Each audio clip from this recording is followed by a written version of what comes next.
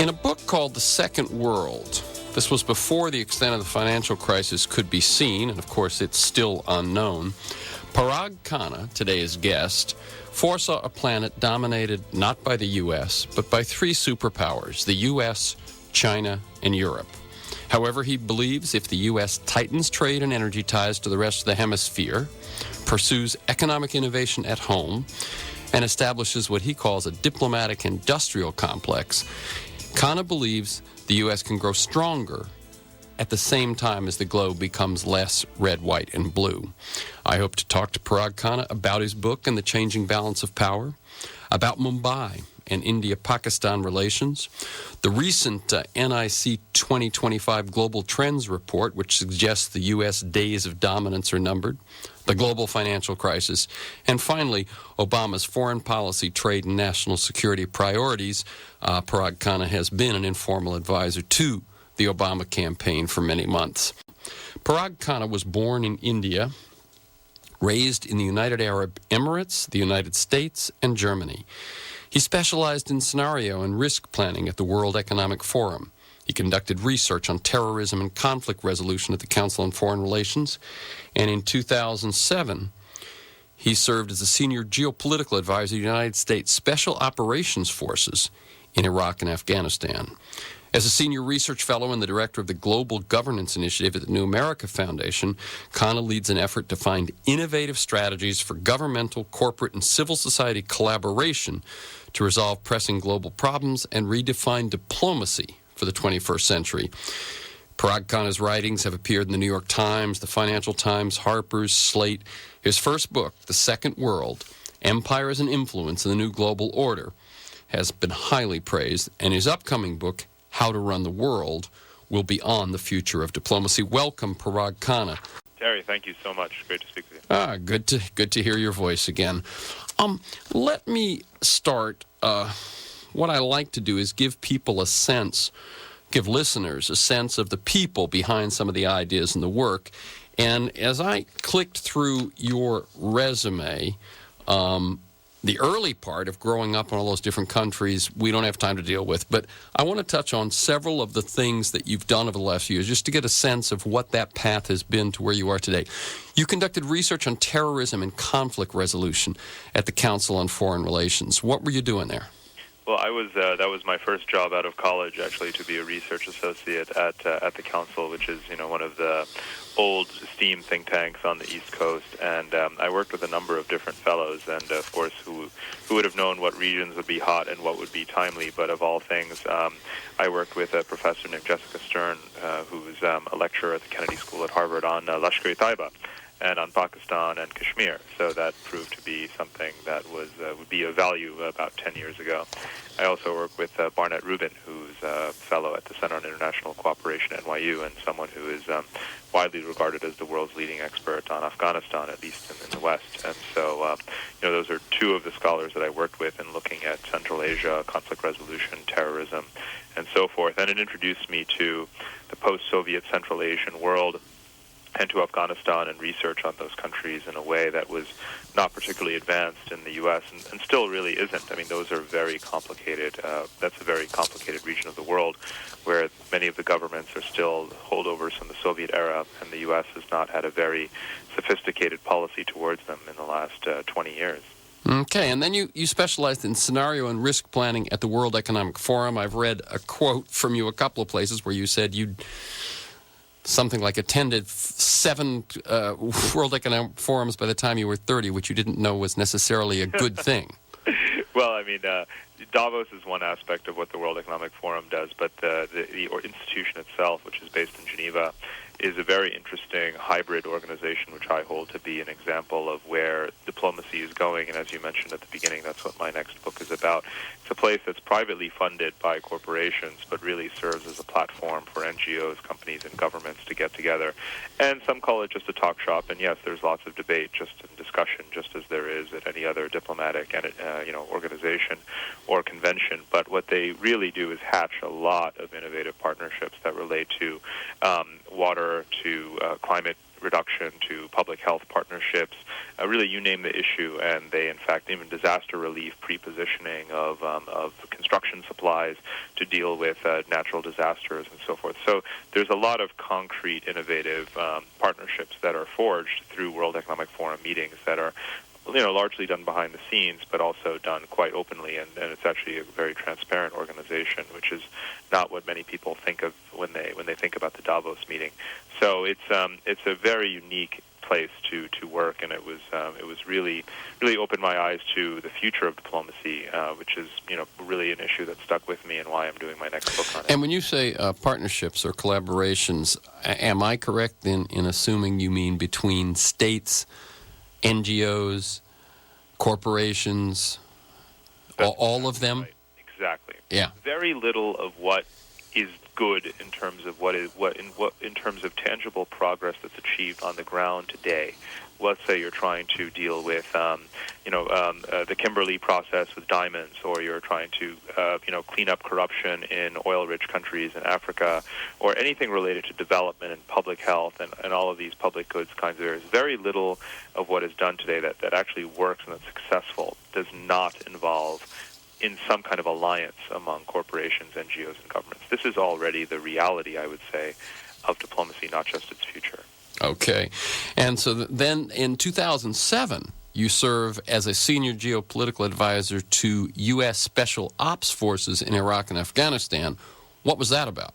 That's not something I'm actually supposed to talk about. Oh.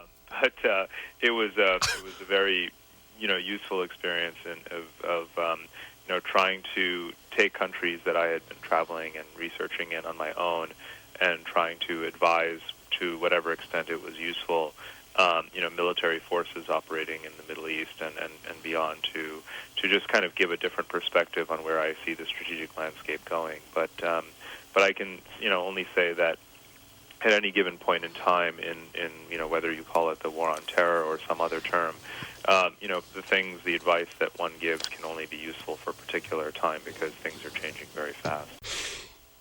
Your big title these days is Senior Research Fellow, Director of the Global Governance Initiative at the New America Foundation. What are you doing there, and how successful and satisfying is that kind of work? Well, being in a think tank is very interesting. It's mostly what I've been doing for the last 10 years is jumping from various, from one think tank to the other. These are places that tend to be very small compared to corporations or even larger NGOs, maybe 100, 200 people, research staff of 50 to 75 people. And you basically, in a nutshell, get to do whatever you want. You get foundation funding, and you're able to do research on the issues you want, consult various government agencies on your research, go out and travel. That's, my MO, at least for this last book, was much more to travel than anything else in terms of collecting my material and insights from various places.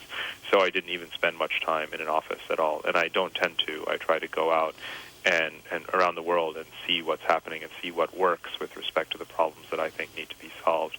So in terms of global governance, that's precisely what I'm doing. I mentioned the examples of poverty and public health in Africa before. I'm looking at a wide variety of other questions. Just take post-conflict reconstruction in Afghanistan, where the UN and U.S. and NATO-led effort clearly hasn't been succeeding, very well.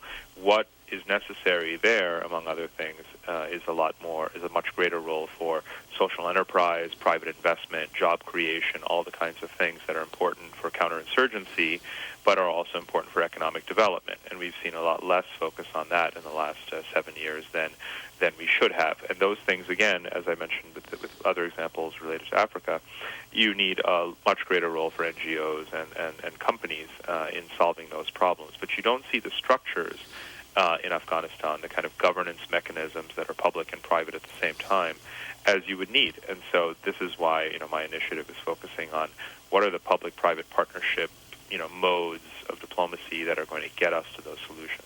When you see a title like Global Governance Initiative, I'm sure there are some people that say, well, that sounds like black helicopters and so on. What do you and New America mean by that? Well, it's not a term that either I or New America sort of invented. It's sort of the academic term to capture what we mean when we talk about not just international organizations like the United Nations and then the corresponding fear that some in whatever part of the U.S. have about black helicopters. But it's multi-level, it's multi-dimensional. It involves rulemaking, and corporations are involved in global rulemaking. It involves implementation, which NGOs are involved in. So it's a different set of actors. It's transnational. It's not just intergovernmental. So global governance means a lot of different processes that are simultaneously happening that address. Right. It's not necessarily a world federalist order. No, yeah. And there's a good column today in the Financial Times by someone I know, Gideon Rachman, who's a columnist for the FT.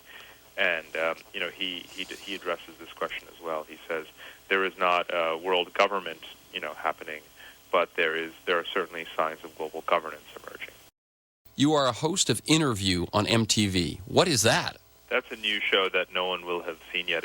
We've started taping, and it will begin airing on various MTV stations and on a new portal online that they're launching. They have far more, visitors, I think, to MTV's websites than even to television these days. It's a sign of the times and technology. But it's a program called Interview instead of Interview, right, which I, go sort of, behind the scenes with a number of leading personalities. So far, we've taped episodes with Naomi Klein, Thomas Friedman, Shashi Tharoor, and a variety of other celebrities and personalities. Yeah, I went up on the site and saw two of the things you're mentioning. One is that it does seem to be very much about the social community, the discussions and so on the site. It's made very easy to watch clips on the site, but also that I must say Naomi Klein is not the first person people think of when you say MTV.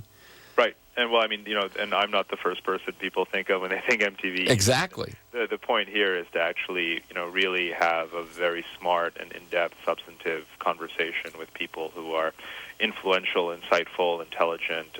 My next taping is going to be with Jeffrey Sachs of Columbia University, who's a senior advisor to the United Nations. So, these are the kinds of people that we're having on the program, and the discussion is great.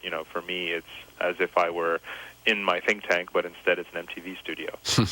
Well, I look forward to that. Okay, let's turn to the book, The Second World. And what do you mean by The Second World? That's the name of the book.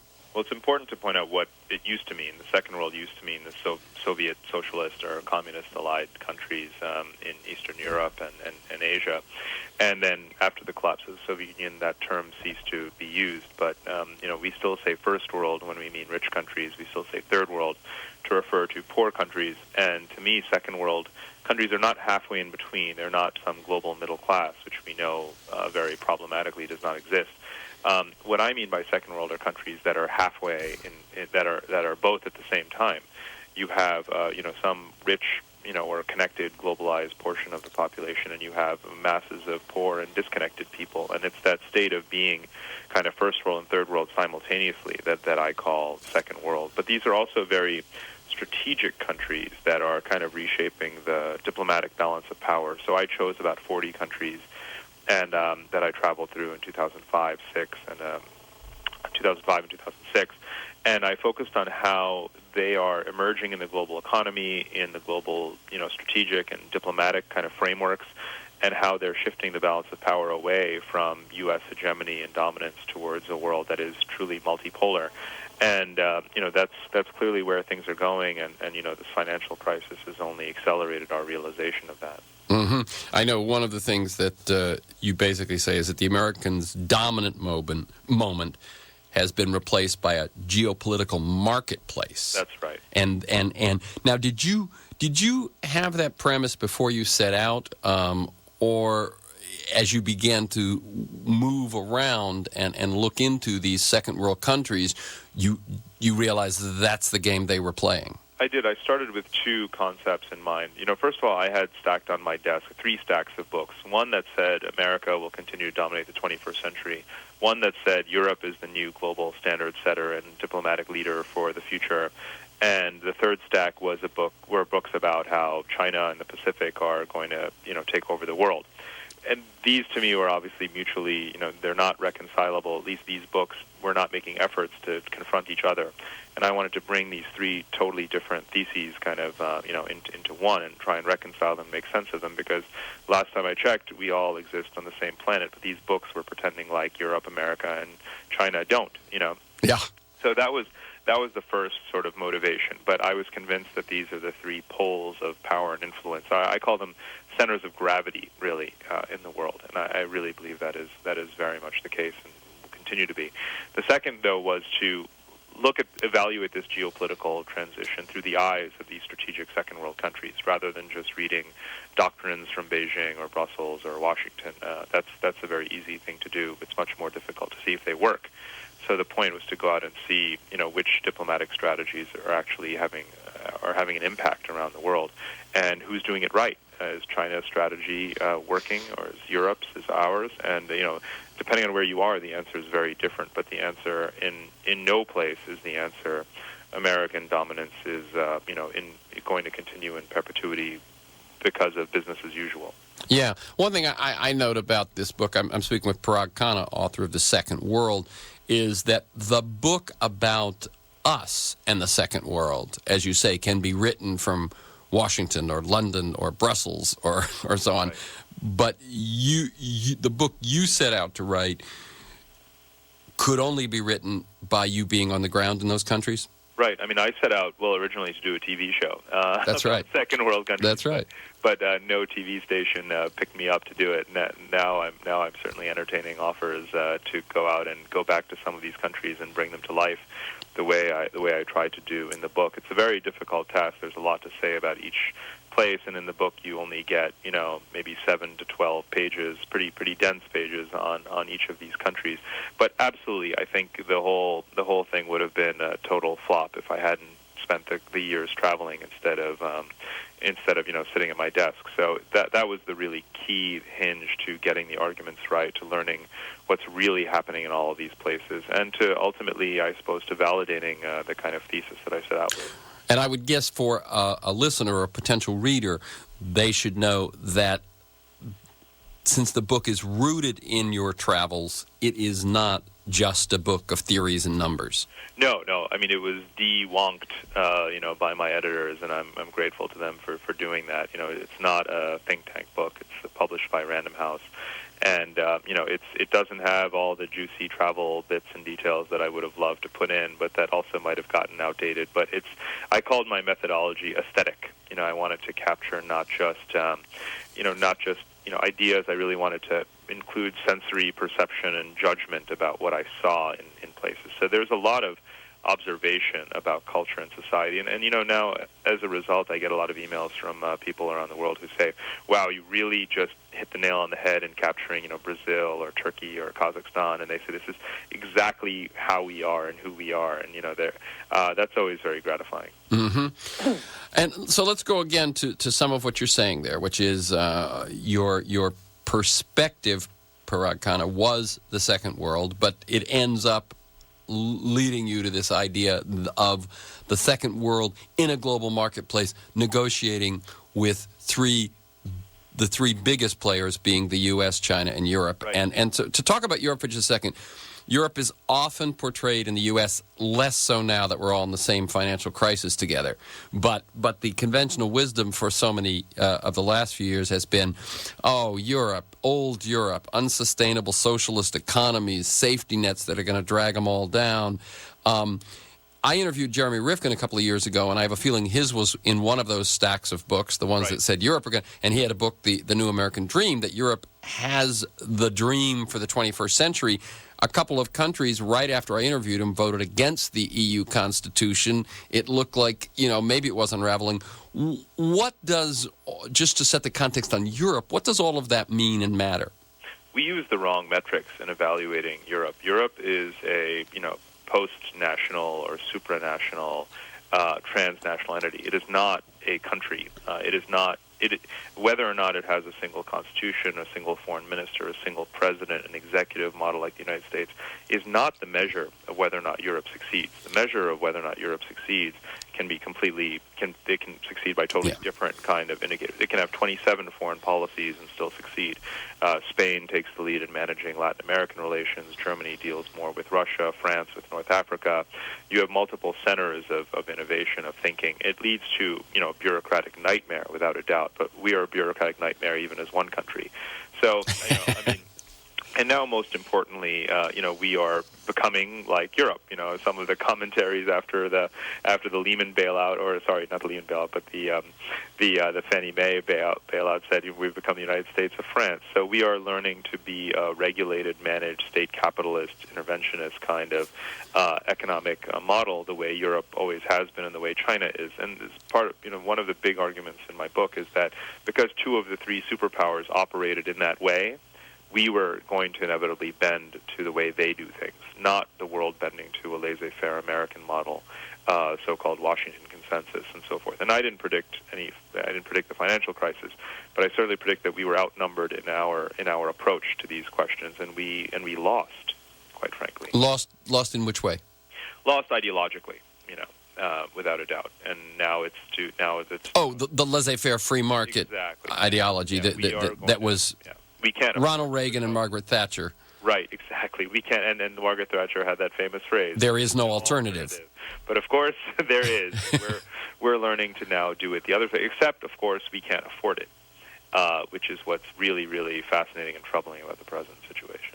Yeah, is that it wasn't just the ideology that that got whacked.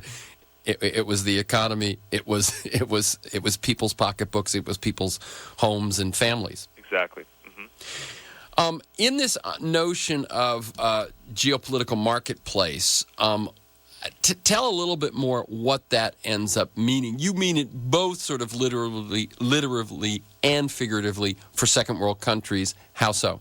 I do. I mean, a monopoly is what a unipolar world of American hegemony and dominance is. It's literally a monopoly. A marketplace has multiple suitors. A second world or a third world country enters the marketplace and has options. They don't have to do things the American way. They don't have to buy American. They can buy weapons from China. They can get aid and financing from Europe. They can take no strings attached aid from China. They can take weapons from the United States but not reform themselves politically, so they can reject our conditionality. That's a marketplace. You have choice. You walk into that geopolitical shop, and there are multiple suitors. So shopping around diplomatically is what every smart country is doing today. Rather than aligning, I call it multi-aligning. Why be friends with just one superpower when you can be friendly with all three? So the smart countries like Kazakhstan or Saudi Arabia, Brazil, Libya, these countries are out there playing all sides and gaining benefits from everyone. And you said that from what you could see, the best players at this, at cutting the deals and so on, are the ones that have oil.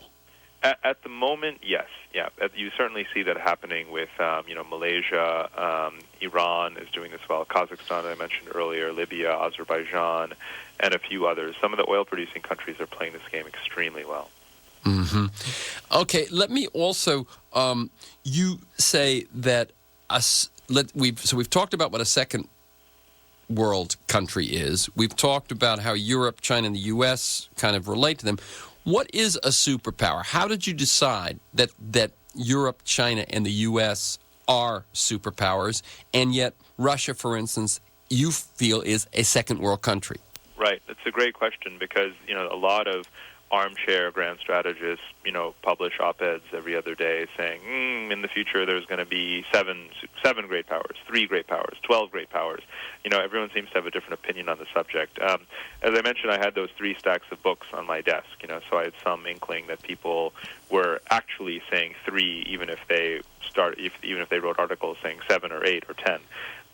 And then I wanted to make real measurements of these things. And a superpower actually has a definition, which is, that entity or empire or power that has global influence, that can shape events all over the world, that can actually, change the way political calculations are made and economic decisions are made.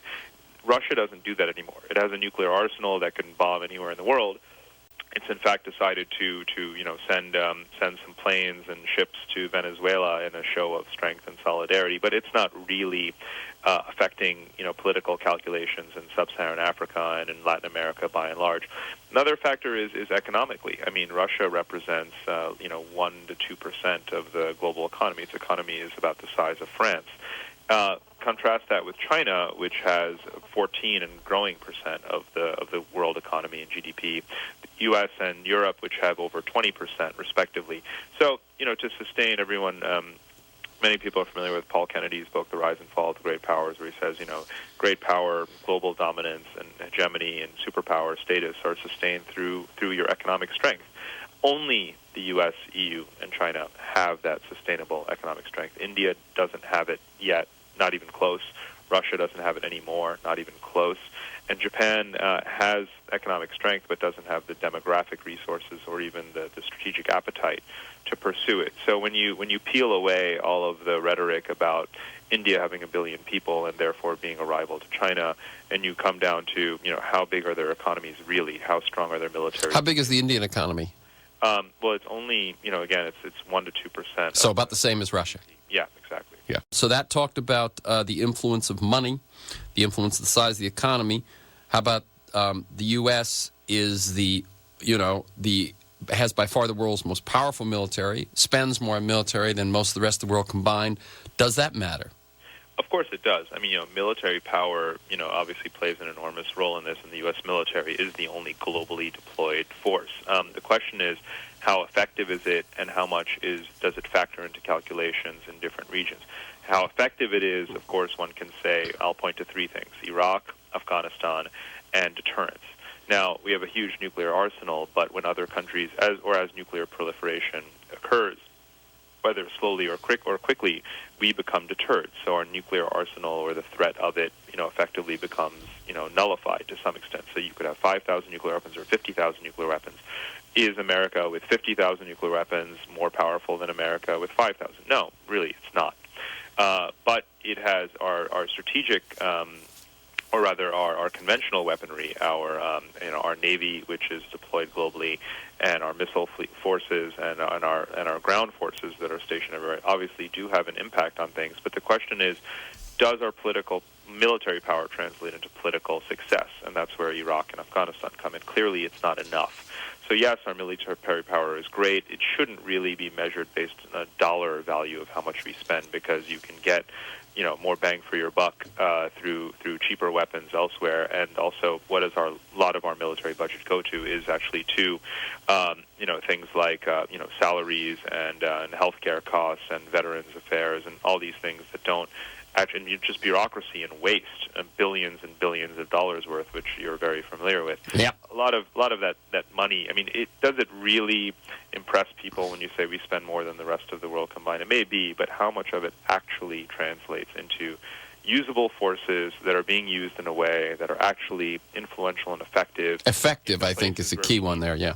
That's the key word. And when you phrase things in that way, you get a significantly more modest picture. You actually, a quote I've got of yours is, America itself runs the risk of descending into the second world if it does not renew itself and redefine its role in the world. And I believe you said that before the current financial crisis. So we've said the U.S. is one of the 3 superpowers. It's no longer the dominant superpower. What are you saying when you say it could descend into second world status?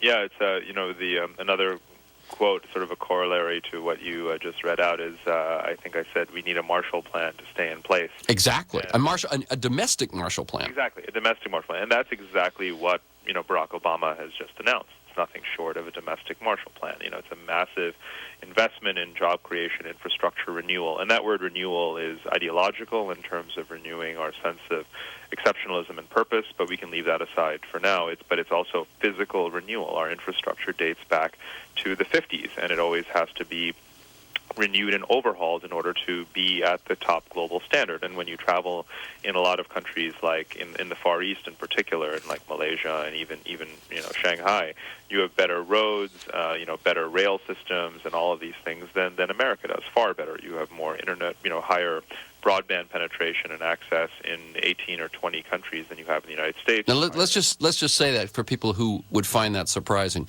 you have better broadband penetration in 18 or 20 countries than we have in the U.S. Yep. Remember, we have a problem of scale. This is a gigantic country. There's a reason why a lot of people don't take Amtrak and they take cars.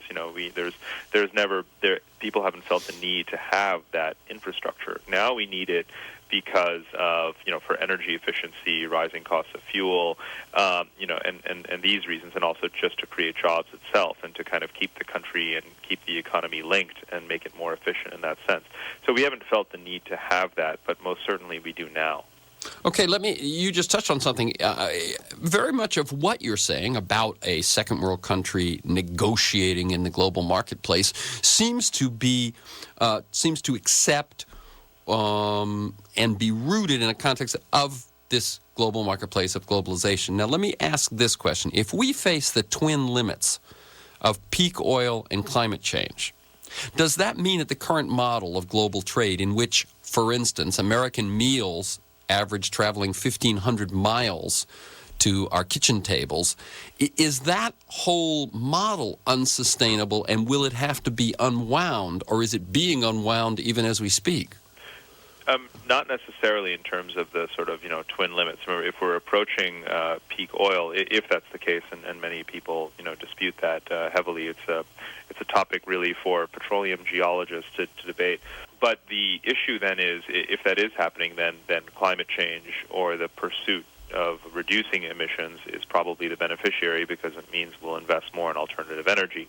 There's nothing wrong with everyone driving 1,500 miles to the dinner table if they're driving, hybrid cars or alternative vehicles, fuel cells, whatever the case may be. There's nothing wrong with consuming the kilowatt hours of electricity that we do if it's provided by wind power, solar power. Well, wait. I mean, do you really mean what you just said? In other words, the idea that each country has a comparative advantage in one crop or another, and that they'll grow it and it'll be shipped all those miles. That's what those 1,500 miles, that's where that average comes from, to us, and so on. That really will continue if we're just good at coming up with alternative fuels?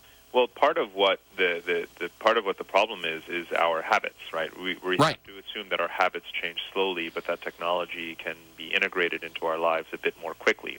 So you can't get people to stop driving all of a sudden. That requires years of cultural change and building whole new infrastructures and changing habits. But you can put hybrid cars out there and scare people into buying them through high oil prices perhaps a little bit faster. So I'm just assuming that behavior is slower to change, whereas technology could, if we invest in it more aggressively, could be deployed more quickly. Right. So what I wasn't so worried about the driving and so on, which I see, but just about the whole notion of food grown in this country to be eaten 3,000, 5,000 miles away, that as as the shipping prices go up and up with fuel costs, as that sort of model that we've been, in other words, what I'm saying is there was kind of a model that put free trade, globalization, cheap energy, no limits on disposal, kind of, it all drove to a point. And I'm wondering whether now that we've gotten the closest we've ever gotten to that point, if in fact we're late, because right now we're looking at factors which mean it won't actually, having gotten there, we can't actually sustain that. And you're saying you don't think that that's going to be a big limiting factor? No, I mean, that's the question, though. I mean, what is sustainable and what is not? It depends, really heavily on technology. Sure. And I think that right now, again, in the short term, we're focused so much not on changing our consuming habits, which are, again, very, very hard to really bend, and focusing a lot more on how to make it cheaper and affordable and sustainable to continue to live the way we do. And I think that's just human nature. I wish people could change more quickly, but we still find recycling is hard to get at a national level in this country. So it takes a very long time for people to change their habits. So you're saying that you're basically being a realist. Yeah. In this, okay. And let me ask you another. A book that I found really bracing recently was Andrew Bacevich's "The Limits of Power: The End of American Exceptionalism." I assume you've read it. I haven't. No, you haven't. Do you know that? You know the arguments? Mm-hmm. He basically is saying that military empire, by whatever name, it is not only unsustainable, but a mistake, and that basically we've pursued it because we haven't taken care of problems at home, whether those problems are infrastructure, governance, healthcare, education, et cetera, and that when we that perhaps this financial shock and then this new election may be a moment when this can all be tested and a new way found. Your thoughts about that? No, he and I obviously see eye to eye on a great many things, but I wouldn't necessarily make the link between guns or butter the way sort of he does. In other words, or as you paraphrased it, we pursue empire abroad in order to, and we neglect problems at home. We certainly do that, but it's not that we can't afford both, because both are fundamentally foreign financed at this point. So we could really do both, and that's what Obama is trying to do. It's clear that we're going to continue with military expenditures at certain very high levels, if not as astronomically increasing as they have been, still increasing or remaining very high, and yet still attempting to renew the infrastructure, as we discussed earlier, both of which are very, very expensive. But the point about the end of exceptionalism, and this is the really important question, is do we still think of ourselves as exceptional? The problem for me with the rhetoric of exceptionalism is that it implies, obviously, uniqueness. But what happens when another power thinks that it is exceptional, and its people do too? And, of course, I'm thinking about China. You can't go to China today and not, taste in the air that sense of exceptionalism and nationalism and pride.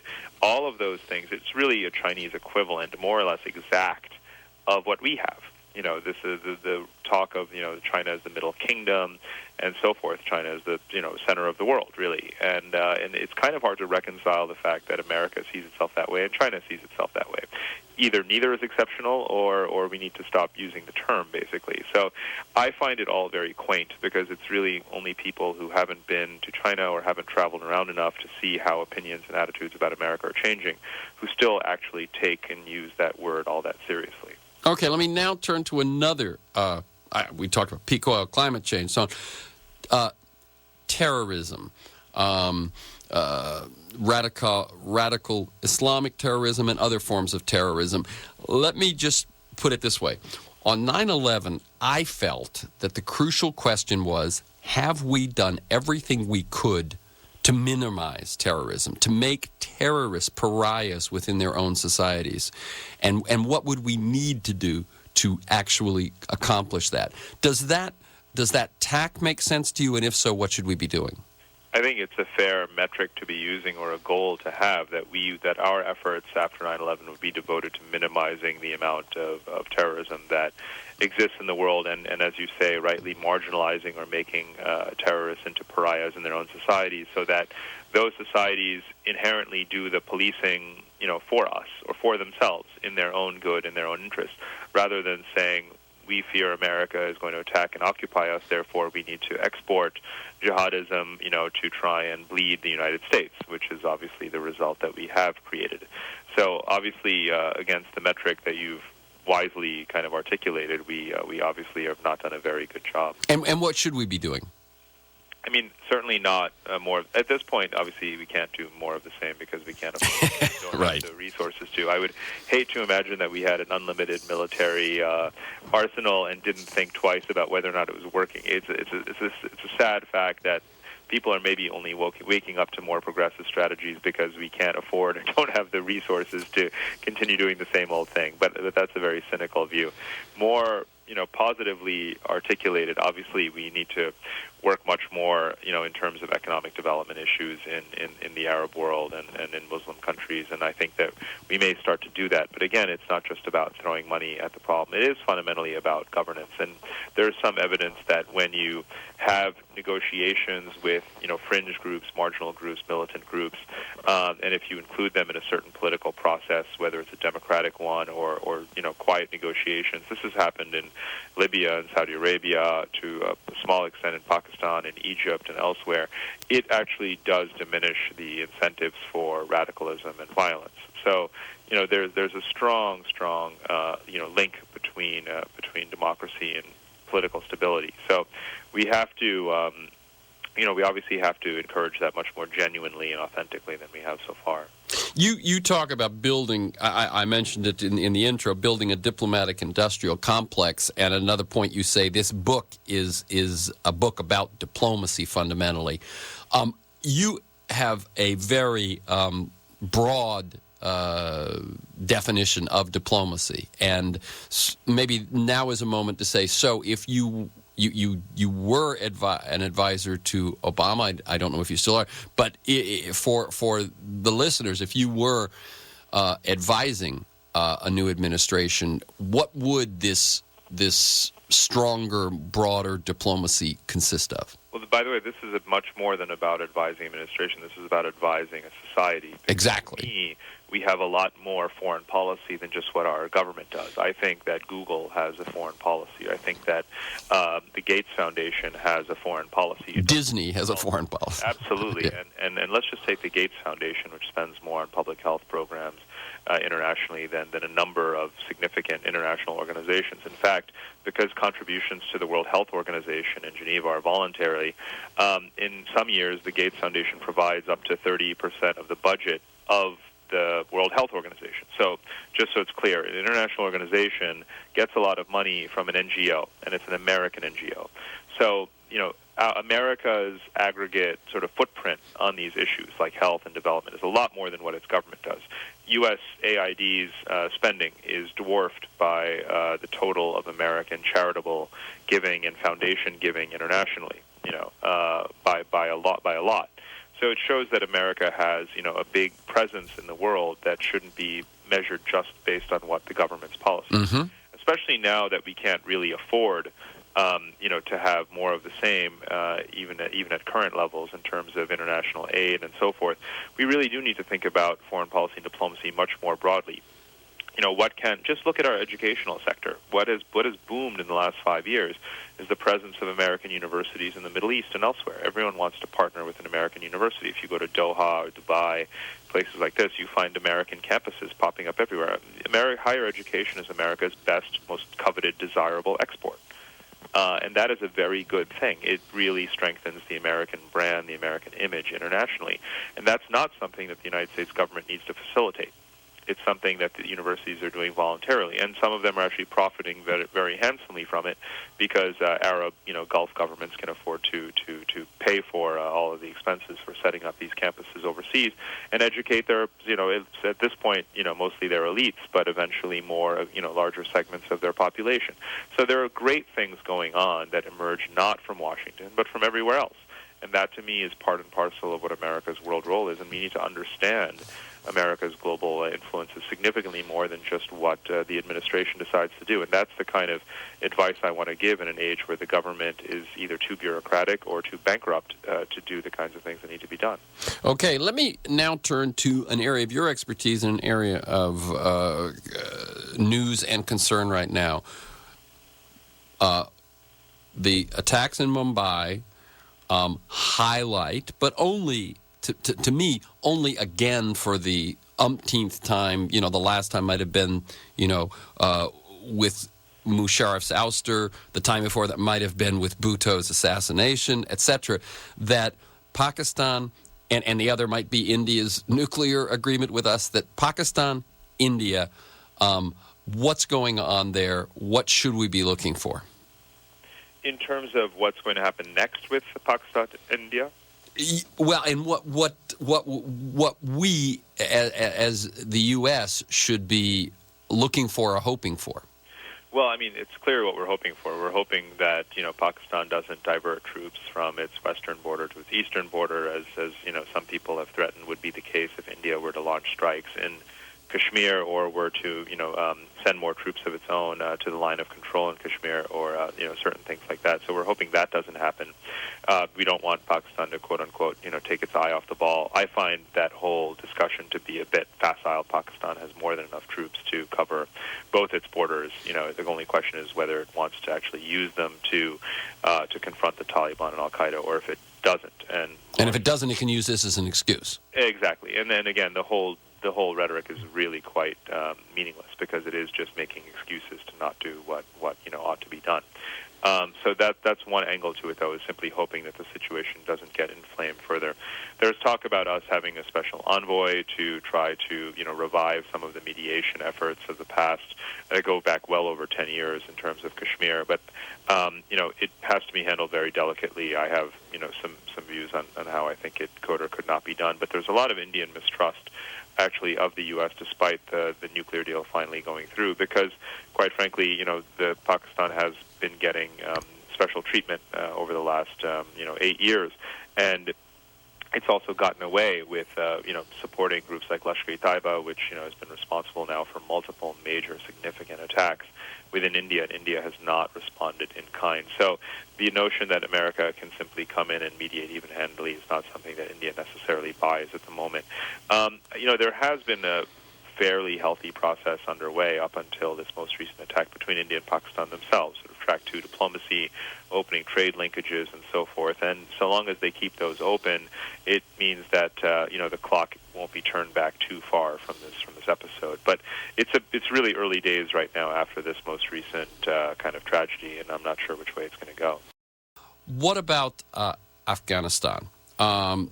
During the campaign, we saw an agreement, it seemed, from both parties, from both candidates, more troops in Afghanistan, maybe something called a surge, et cetera, et cetera. What, you spent time there, you've advised, what's going on, what's the biggest danger, what's the best policy? Well, the decision that's been announced in the last couple of days to reallocate troops and increase, the presence of troops more around Kabul is really quite a shocking, kind of evolution. It's not shocking in the sense that we didn't expect it to happen. It's shocking that it's gotten to this point where you have this feeling like Iraq in 2005 or 6, where sort of only Baghdad felt safe. And now that's happening in Afghanistan as well. That's really a great, great disappointment to those of us who have, gone to Afghanistan and seen how, there was early promise and a feeling that the country could absorb the kind of international presence that was intended to stabilize the rest of the country, to kind of keep the country unified, though not necessarily by having a strong central government. So many mistakes have been made, though, that now we are at this point where there's going to be a surge of troops, quote unquote, around Kabul. There's also going to be a surge, obviously, in the border areas and in the south of the country, and it remains to be seen how it's going to play out. Obviously, even without more troops, we had a policy of conducting certain airstrikes, which led to a lot of civilian casualties, which has led to greater amount of alienation and radicalization against the U.S. presence. That's very bad. Counteracting that is not going to happen through more troops acting in the same way. Right. So what I would like to see is a lot more of these provisional reconstruction teams. There have only been 20 active ones in the country, and they haven't really, been as effective as they could have. They haven't, quote unquote, gone outside the wire all that much, and they have had a heavier military than civilian composition. What we need to see is a lot more of that in terms of actually working with local actors, with provincial governments, with running development projects and so forth, and providing more funding for that sort of activity in the troubled areas in the south and the east of the country. Instead, these PRTs have not been there haven't been many of them, they haven't been effective. It doesn't take many troops to have a PRT, less than 100. So ideally, we would put troops into setting up more of these, and you could have, 50 more, PRTs around the country than we have today. And it's one of the only policies that European governments are actually bought into. And there's many European elections every single year where the presence of European troops in Afghanistan is a big, hot-button political issue. But European governments can justify deploying more troops for such humanitarian kinds of operations rather than just being part of a military occupation. So it's important to think of the politics of it as well. Right. Okay. So again, the book is The Second World. The websites are paragkhanna.com. That's PARAGKHANNA, paragkhanna.com, and newamerica.net. Thank you, Parag Khanna. Keep up the good work. Thanks, Terry. Great. Okay.